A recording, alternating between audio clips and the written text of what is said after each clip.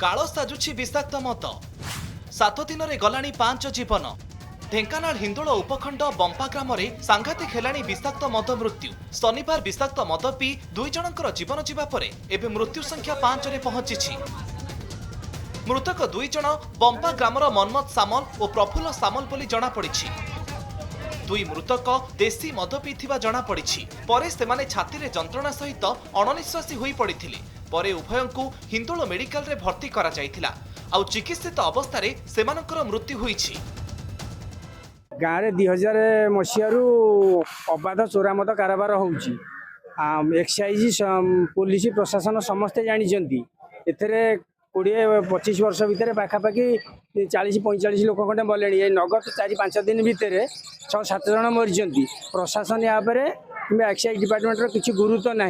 गाँव तो सेमती चलती सर 2-3 दिन 4-5 जन जीवन गला तापर गाँव भी देखते चूरा मद बिक्री चली देशी मद माने विष टाइप देशी मद तो से गोटे विष स्लो पॉइजन तार से पीकी सारा आम घर लोक भी सेमती एक्टर अच्छा भी एबे भी आम घर पेसेंट अच्छा मद पीकी।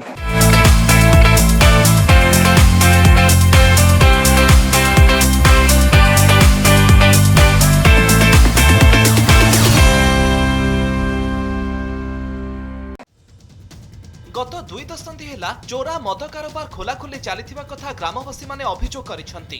एने महिला माने बारंबार विरोध करिबा सह अबकारी विभाग ब्लॉक ठारू जिला कार्यालय को अवगत कराइथिले हेले कोनोसे कार्यानुष्ठान निया जाय नथिबा ग्रामवासी अभियोग करिसंती।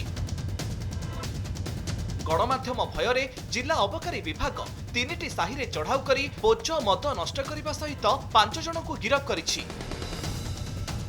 सेपटे किंतु अबकारी अधिकारी मद मृत्यु कथा को अस्वीकार करिसंती। अन्य पक्षरे बिजेडीर फैक्ट फाइंडिंग टीम अंचल परिदर्शन करिसंती।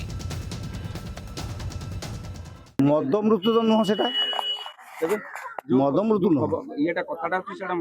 ना मद मृत्यु कौन खबर ना मद मृत्यु रासड़ा कहले से प्रकृति में आम भी कल तदंत कर से लोकटा जी गछ चढ़ी पड़ा मरता आउ जड़े से मद पीला तार लिभर खराब बोली तेणु सी भी मला रेड्रे आमर मद सह जबत होच जबत किंतु तथ्य अनुसार एक प्रमाणित हो मद मद्यपान कर एभली घटना घटुची आहरी अनेक घटना घटवार संभावना अच्छी बोली गाँव तरफ कहुच्छी। तेणु राज्य सरकार सतर्क रहिबा सहित जदि तुरंत जो माने निशा कारबार करुछंती जो माने डुप्लिकेट से सब मिश्रण करुछंती सेमानक भितर कठोर कार्यानुष्ठान आगामी समय दल चुप रहिबो नाही कि अबकारी विभाग और पुलिस टिके तत्पर है। आज जो प्रकार से चढ़ऊ करी जो 6 जन को नहीं आ कि मद और अन्य मद सामग्री जबत करथिबा कथा जहाँ कहते तेबे यही जो पदक्षेप ये केवल यही घटना को चपे देवाई यह एक पदक्षेप नि कि एभली से माने एभली कार्यक्रम करी गाँव को संपूर्ण रूपे मदमुक्त करेंगे आगामी समय कहब।